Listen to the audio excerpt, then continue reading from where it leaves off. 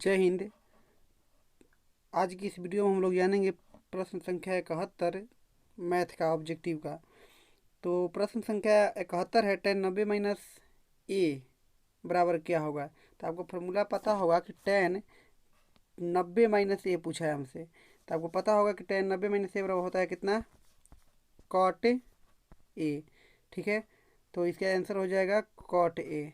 आप बतलाइए सेक 90 माइनस से ए बराबर क्या होता है, साइन 90 माइनस ए बराबर क्या होता है। हम पिछले की वीडियो में ये सब प्रश्न सभी बतला दिए थे। अब प्रश्न संख्या 72 है, दी गई आकृति में डी ई समानांतर है बी सी के यदि, देखिए ये डी ई जो है वह बी सी के समानांतर है यदि ए डी बराबर 5 सेंटीमीटर, ए डी बराबर 5 सेंटीमीटर ये है 5, और डी बी बराबर 6 सेंटीमीटर ये है 6, तथा ए ई बराबर 8 सेंटीमीटर, ए ई बराबर 8 सेंटीमीटर, ई सी बराबर नहीं पता है। तो ई सी हमको पता करना है। तो हम जानते हैं कि जब कभी भी डी ई समानांतर होता है बी सी के तो हम थेल्स में लगाते हैं। इसको ऐसे लिखते हैं 5/6 और 8/में ई सी। ठीक है, जब आप कैलकुलेशन कीजिएगा तो इसका आंसर निकल कर आ जाएगा 9.6 आ जाएगा, 9.6 आ जाएगा। तो इस प्रकार से 72 क्वेश्चन का आंसर 72 का सी हो जाएगा। 73 है, दो समान कोणिक त्रिभुज में उनकी संगत भुजाओं का अनुपात सदैव समान रहता है, ये किसने कहा था। तो ये पता होगा कि यह बातें थेल्स ने कहा था। किसने? थेल्स। न्यूटन साहब कहे नहीं थे, न्यूटन फिजिक्स से संबंधित है। पाइथागोरस, आपको बताना है कि पाइथागोरस प्रमेय क्या कहता है और ये किस पर आधारित होता है। ठीक है, और आपको ये भी बतलाना है कि आर्यभट्ट का जन्म कब हुआ था। ठीक है, अगला है 74 नंबर, एक ब्राह बिंदु से एक वृत्त पर कितनी स्पर्श रेखाएं खींची जा सकती है। एक ब्राह बिंदु से कितनी स्पर्श रेखाएं खींची जा सकती है। तो ध्यान से देखिए, एक मान लीजिए यह वृत्त है, एक वृत्त है, इसके सामने कोई एक बिंदु है ए, इससे कितनी स्पर्श रेखाएं खींची जा सकती है। केवल 2 स्पर्श रेखाएं खींची जा सकती है। इसका आंसर कितना हो जाएगा, 2 आंसर हो जाएगा। अब चलते हैं 75 में। 75 क्वेश्चन है कि दी गई आकृति में पी ए तथा पी बी 2 स्पर्श रेखाएं ओ केंद्र वाले वृत्त पर इस प्रकार है कि ए पी ओ बराबर 40 डिग्री, तो O B B O A B बराबर कितना होगा। देखिए, आपको ऐसे प्रश्नों को हल करने के लिए क्या कीजिएगा कि ए पी ओ में एक त्रिभुज में चलिएगा, ए पी ओ में जाइएगा, तो यहाँ पर जाने के बाद में ओ का वैल्यू ज्ञात कर लीजिएगा। अब यहाँ पर हम सही तरीके से लिख नहीं पा रहे हैं, ठीक है। तो यहाँ पर ओ का वैल्यू ज्ञात करने के बाद में जब आंसर निकलिएगा इसका तो 40 आंसर आ जाएगा उस पर रखने पर। ठीक है, तो इसको बना लीजिएगा आप लोग। आगे प्रश्न है 76 नंबर, दी गई आकृति में क्यू ओ आर वृत्त का व्यास है तथा पी क्यू बराबर है पी आर के, तो क्यू पी आर बराबर कितना डिग्री होगा। क्यू पी आर, देखो P Q R, P Q R.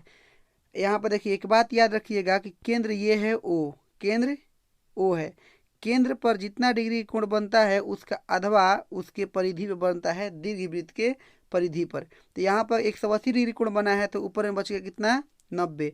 ये वाला और ये वाला दोनों बराबर है तो बना समबाहु त्रिभुज, समद्विबाहु त्रिभुज। और समद्विबाहु त्रिभुज की 2 भुजाएं बराबर होती है और 2 कोण भी बराबर होते हैं। तो जब ये ऑलरेडी 90 हो गया तो ये 45 से होंगे। इसका आंसर हो जाएगा 45। ठीक है, आगे प्रश्न है 77 प्रश्न है, यदि ओ केंद्र वाले वृत्त में ए बी और ए सी 2 स्पर्श रेखाएं इस प्रकार हैं कि कोण बी ओ सी बराबर 110 डिग्री, तो सी ए ओ बराबर क्या होगा। तो देखिए यहाँ पर एक ये वृत्त है, यहाँ से एक स्पर्श रेखाएं हैं, एक बिंदु है ये, और ये बी है और ये सी है। ठीक है, यहाँ पर बिंदु ओ है। ठीक है, यहाँ पर 180 डिग्री कोण बन रहा है।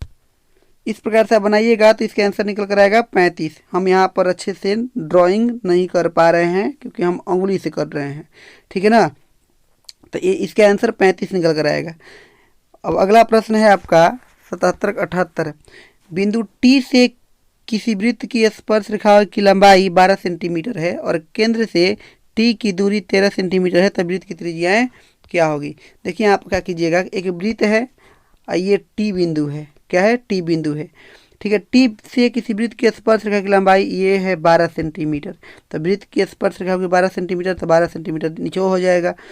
और केंद्र से टी की ये केंद्र हो गया, इसकी बीच की दूरी 13 सेंटीमीटर, तो त्रिज्या पूछा है, तो 12 13 ये हो जाएगा कर्ण और ये हो जाएगा 5। देखिए पाइथागोरस में लगाइएगा तो 5 आंसर निकल कर आएगा।